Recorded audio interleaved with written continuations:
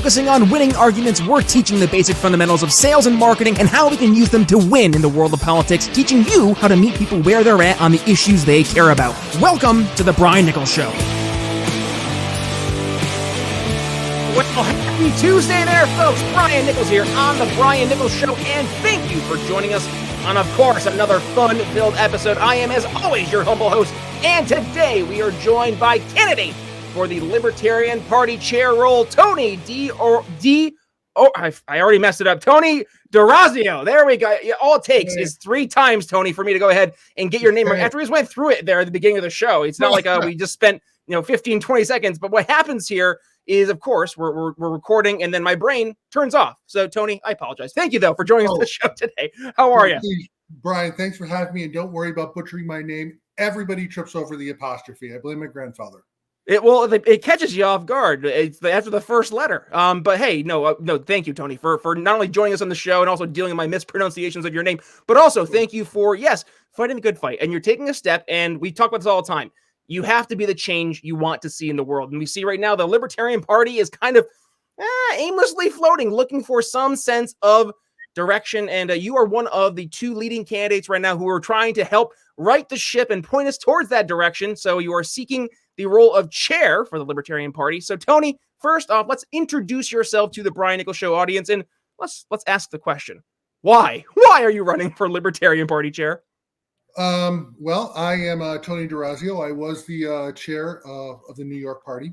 I'm currently the first vice chair of the party. I've been serving in party leadership in New York at the state and county level for 5 years or so. It's probably been actually more than that, but we'll call it 5. Why am I running for this? Because I hate I'm kidding. Because I love this party. Yeah, it cracks people up. I love this party. I always have. I've been a libertarian for a quarter of a century. I'm that old. And we're at a point right now where America is looking for a third party because more than half of Americans don't identify with the classic parties, as I like to call them. They're looking for something new, something that represents their ideals. And we need to show Americans, we need to sell Americans on our libertarian principles and put them in front. We need to support candidates and win elections. Those of us who are inside the libertarian beltway, as you will, know that there are some fairly significant fissures in the party. And we need to heal some of those and grow the party and set the party up to grow even bigger, because we're a lot smaller than the big 2, but we're expected to compete on the same stage. The good news is that these are all things I've done in New York. So hopefully I can bring them to the national stage. So let's talk about that. And I think the 2 areas you dug into, and I wrote them down: sell liberty, which we're familiar with, and supporting candidates. Those 2 areas, I think, the audience listening, nodding their heads in agreement. Yes, those are areas we absolutely need to focus on. But has that not been the focus for a lot of candidates for, let's say the past few decades, is to try and, get more people to be libertarians, or at least maybe start to question the way things have been. And then to also have candidates we can actually go ahead and support. And we've been getting more and more candidates, but I guess what's the Tony D'Orazio approach to helping sell more liberty to folks, but also to support more of those candidates as we're out there selling?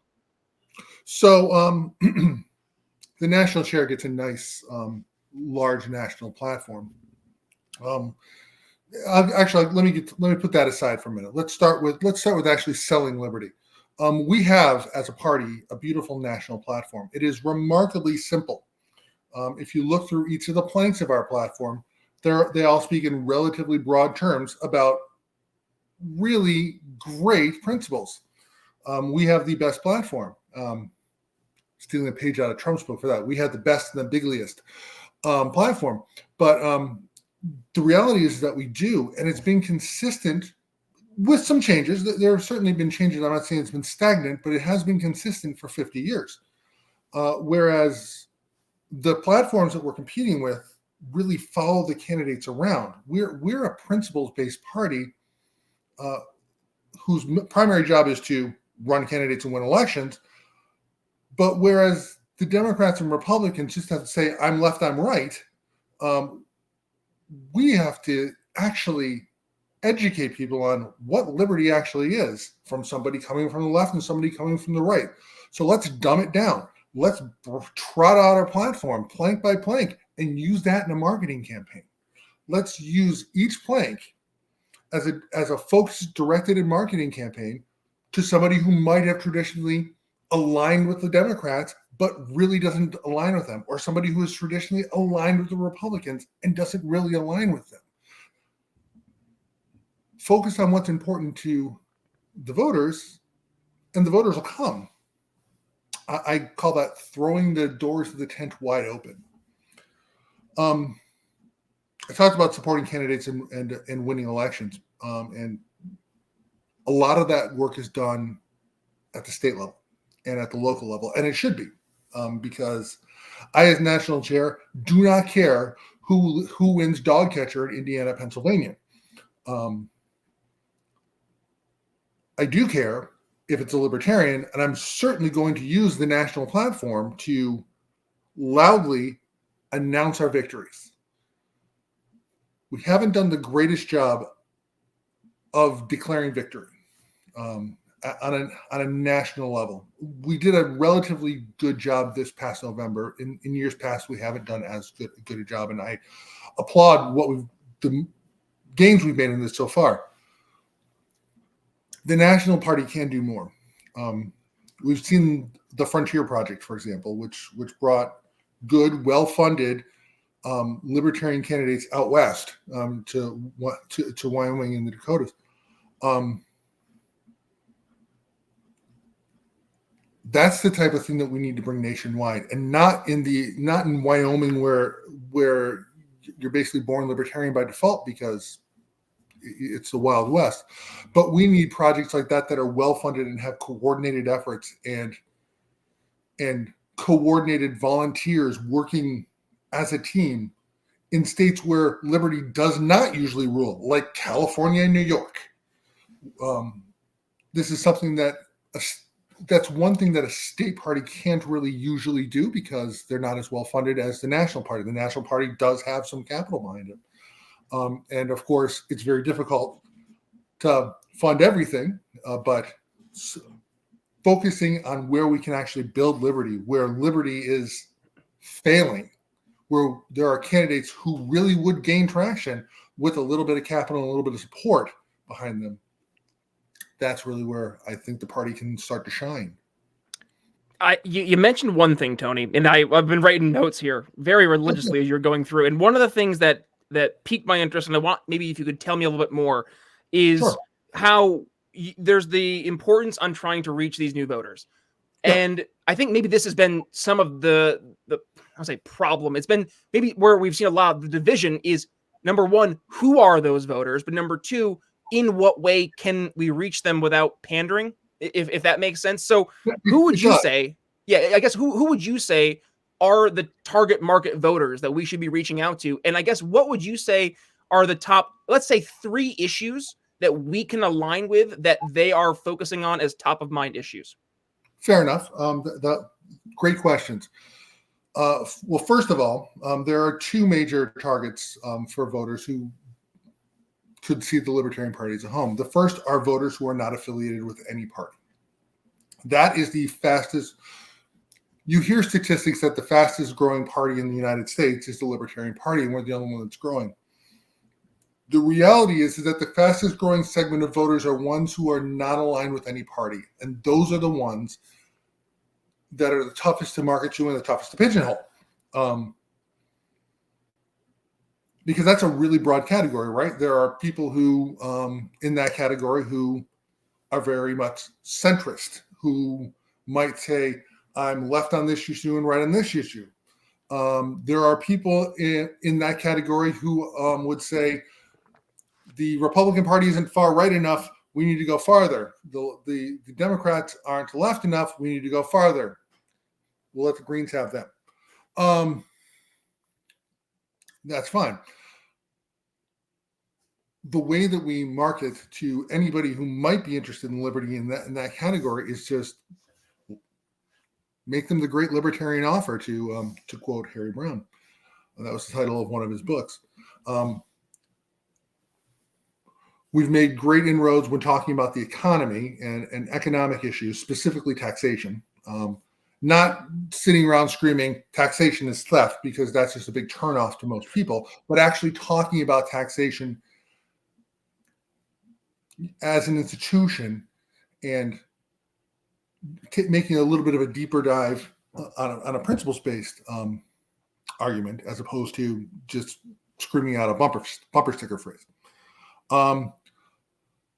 More and more younger voters, especially, are interested in foreign policy.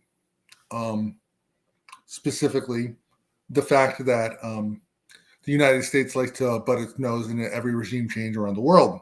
We've seen it now in the Ukraine most recently, but it happens all the time. And there's the ones that you see on the news and the ones you don't.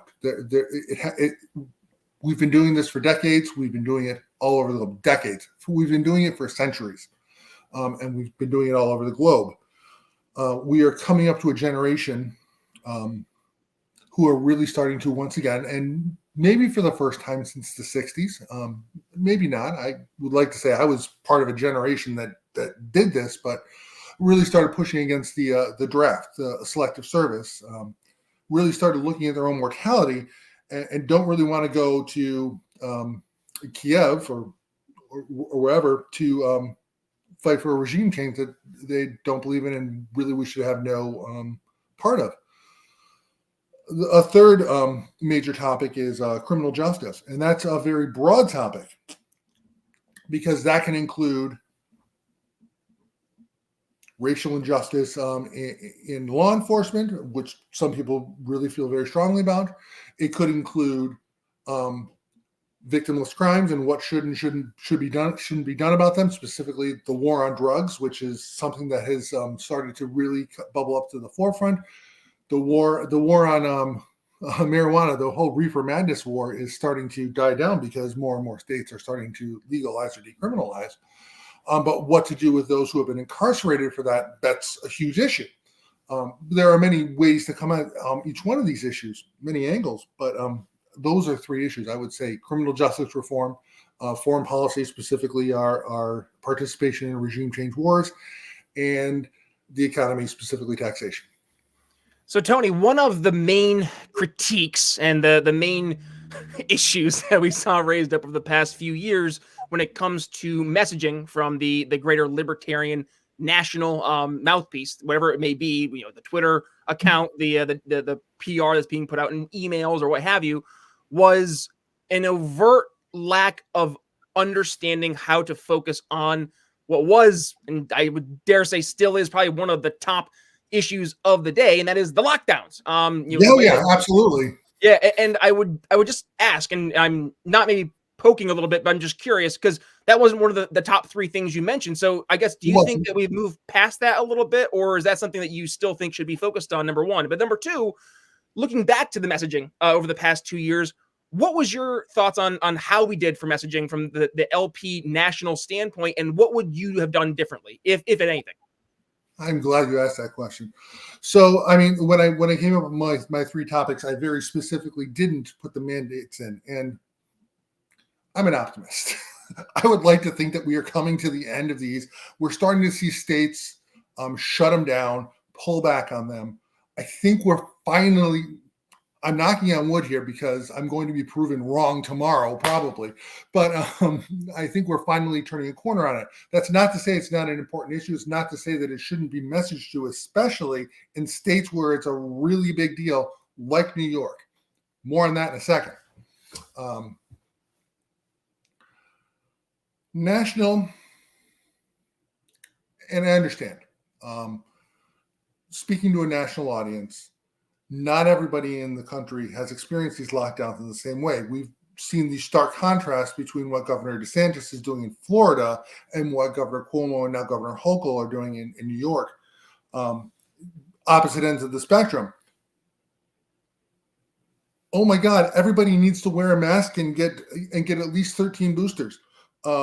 And nobody needs to wear a mask and get 13 boosters, so mandating in both directions. And there's a lot of libertarians say, well, what's going on in Florida is better. I wouldn't disagree, first of all, but also it's still a mandate and it's still telling businesses what they can and can't do. I think National was a little hesitant, played it a little too safe on the messaging. When we finally started looking at vaccine passports, about a year into this pandemic, National finally started taking this seriously. Okay, because now in addition to mandating medical procedures, mandating masks, now they're mandating what you can and can't do with your data. So now we're talking about a data privacy problem on top of everything. And National put out a really, really good press release about the vaccine passports. I say it's really, really good because I wrote it.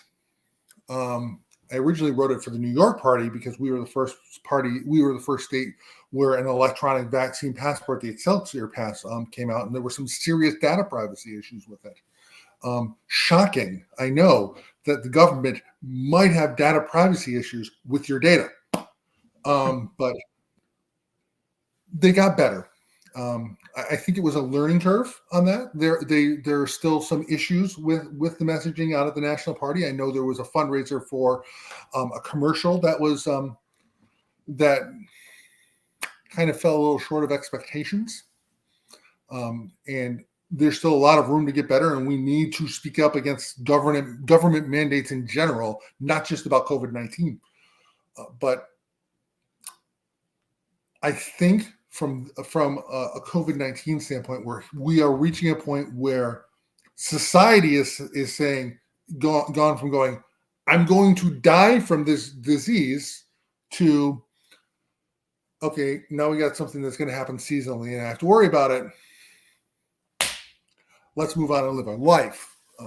We should have been doing that 2 years ago. We didn't. Yeah. Yes. Yeah. No. Okay. I was letting you go off on that a little bit because I wanted to hear where your thoughts were. Because candidly, and anybody who's been listening to the program now for the past 2 years knows I have been very vocal in my frustration in just the lack of effective messaging, especially from LP National on this issue. And I think you started to address some of the reasons why. And I guess this now starts to fuel a couple more questions for you. And in your response, you mentioned it seems there was a lot of hesitancy, quote, some learning curves. And I guess that leads us to then say, well, why? Why are we at this point? We're the third largest political party. We're having these constant, struggles, these constant learning curves. What can we do differently? And this will turn towards the question, what will you do differently if you get to share? How about that? Yeah. What would you do differently if you do have the chance to take over part of helping set the messaging, but also to help get rid of a lot of this, dare I say, unprofessionalism? Oh, you brought up one of my favorite words, and that's professionalism. Because you're right, a lot of messaging, especially in the past, and it's getting better.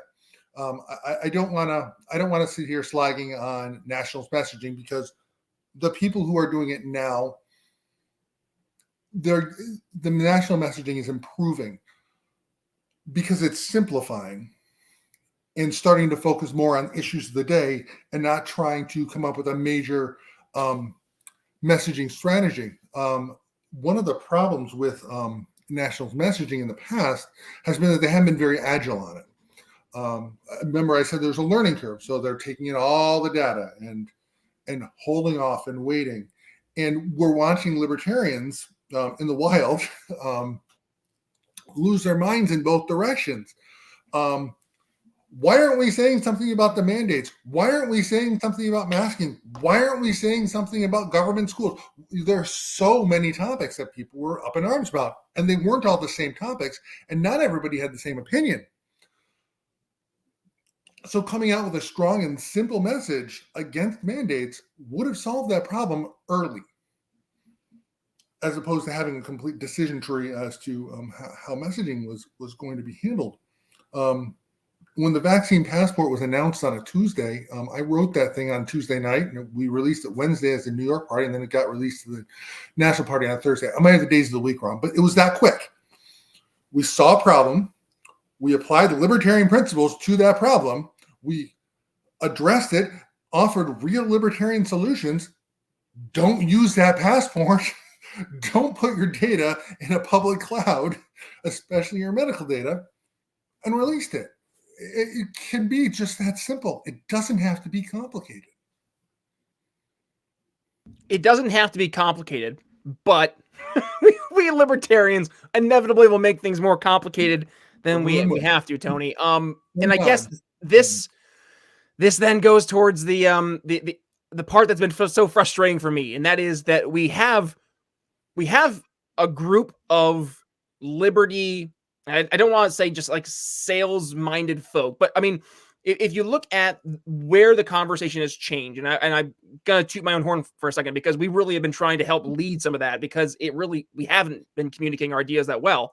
And you look at not only the people who have been taking that approach, but also the people who have been really having their ear more towards what's actually being discussed right now. And I look at the greater podcasting world, because we have to react real time based on not just what our audience wants, but specifically based on those top of mind issues, usually of what's happening based on the events of the current events of the day, the economic discussion of the day, whatever it may be. We have to be ready to adapt. So what will you bring to the LP National to help, like we do in the podcasting world or in the sales world, be able to better adapt, be able to be more flexible, so we're not at a situation where we're a year into the pandemic like last time, despite the learning curves?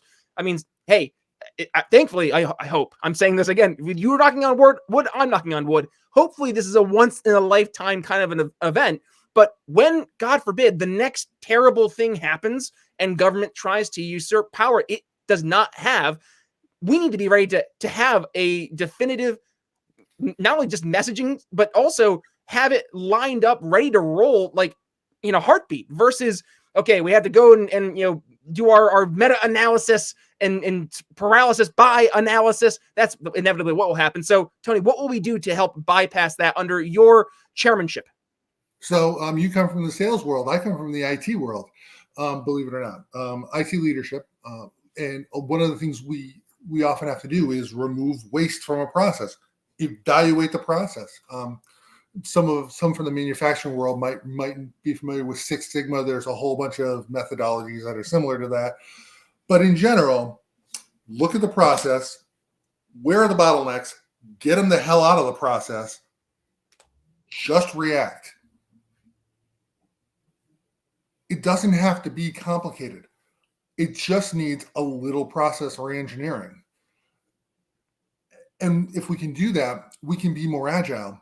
We can be a more professional organization who is reacting to news in real time. We are a small party that is mostly run by volunteers, although we have a very good paid staff. Again, don't want to slag on any of their work, but because I know they work very hard. But we are a small organization, and it's going to be hard for us to hit every single news item that's coming at us on the 10 o'clock news. But we can hit the major big issues, especially as a national party, just by taking the waste and taking the over-analysis out of the process, leaning on our platform, which is pretty clear. Should the government? No. Just that simple. Just that simple. Tony D'Orazio, unfortunately, we are already, I can't believe it, hard pressed for time. I look at the clock and it just already ticks away. I know, we're already there. But so what I want to do is I want to make sure I give you the last word here for the show, but also I want to let you talk to the audience directly. What would you say as we're going towards the convention, which May is just around the corner, hard to imagine. But as we're getting towards there, I know there are different states that will be meeting and different groups that will be coalescing and trying to figure out who to support. So what would be your final, shall we say, elevator pitch to those folks out there who are going to be making the decision in May of who our next chairperson should be? Well, I am I am a proven uniter. I'm a proven professional communicator. I'm a proven leader. I have been a proven supporter of candidates, and a candidate, not so much proven because I didn't get elected, but I ran successful campaigns for myself.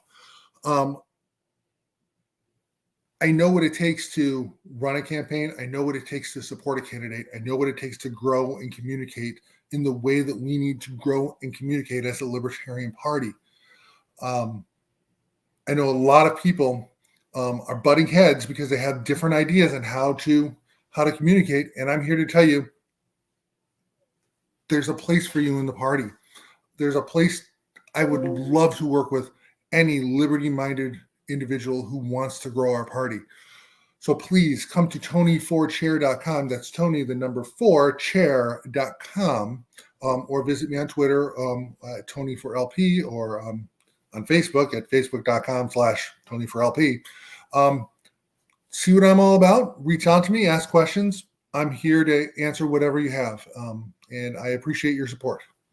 And Tony, we'll make it easy for the audience. We'll include all those links as well as your bio, your website in the show notes, folks. Yeah, just go to your artwork and you open your podcast app on your phone, click the little artwork. It'll bring you right to the Brian Nichols Show website, including today's show page with all Tony's notes. But I'll do you one better. I'll also include the entire transcript from today's episode. So, and by the way, that'll also be there with all 430, I think 7+ episodes there of the Brian Nichols Show. Yes. So, folks, if you enjoyed the episode, please do me a favor. Share today's episode specifically in the greater Liberty world. We got to go ahead and make sure we know who our candidates are, if they're going to go ahead and hopefully lead us to a more successful 2022. But with that being said, LP chair candidate Tony D'Orazio, thanks for joining the Brian Nichols Show. Brian, thank you for having me. Thanks for listening to the Brian Nichols Show. Find more episodes at briannicholsshow.com.